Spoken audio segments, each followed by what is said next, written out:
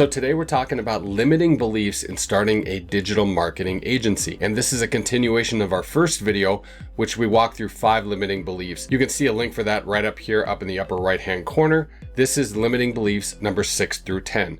And in case you haven't seen that video, limiting beliefs are those things, those beliefs that we project on ourselves on why we can't do something. An example would be somebody saying, I can't start a digital marketing agency because I don't have the money. It's a belief that we put in our own head. And while it may be true, it's one of those things that holds us back. So I'm gonna go through number 6 through 10. And in case you don't know me, my name is Mike Mancini. I'm a Google Ads agency owner for the last 10 years. So limiting belief 6 is I can't start an agency because most clients only wanna work with larger established companies. I promise you that is absolutely not the case. While some people look for the very large agencies, they also know that they're probably the most expensive. However, a lot of times they will want to work with somebody, maybe one-on-one, because they know who they're going to be working with. They're not going to call in and not have any clue who they're talking to. They like that personal connection. As a smaller agency, you need to also demonstrate that you have a good work ethic, that you're professional, that you want the job, and that you can get them results. As a one-man show when I started, obviously I had to climb this hill. But what I did was I had a strong offer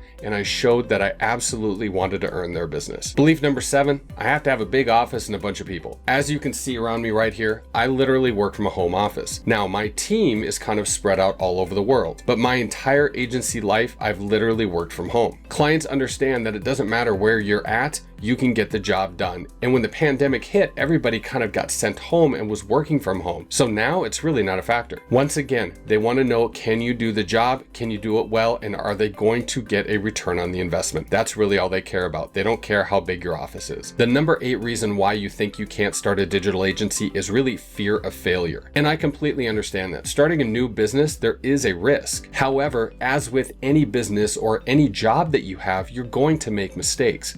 Can you learn from those mistakes? Because it's really no different if you make a mistake working for somebody else. You learn from that mistake and you won't make it again. It's the same thing with running a business.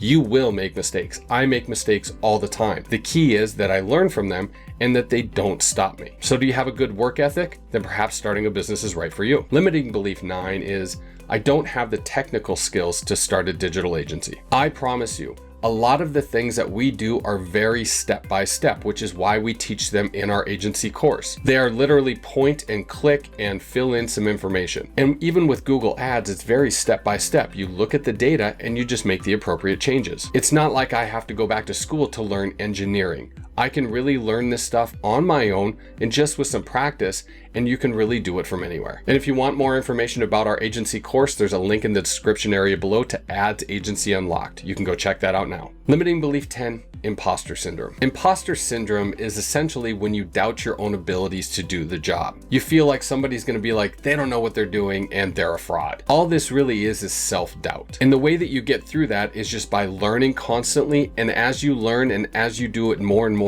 you will gain confidence. Has imposter syndrome set into my mind throughout my career? Absolutely.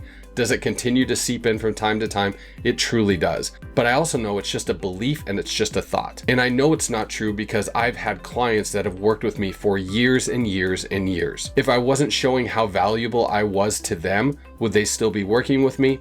I don't think so. So to overcome all of these beliefs, you really just have to take gradual steps. You have to recognize that these are just thoughts in our head, and that's all they are, thoughts. That does not make them true. Did you get some value from this video? If you did, please do me a favor, hit that like button, subscribe, and that little bell icon so you'll be notified of when we release new videos. It really helps us in the eyes of YouTube. And if you want to see some more videos about how we run our digital agency, over to the right-hand side, you will see some of those. Thank you very much for watching. I always do greatly appreciate it, and we'll see you next time.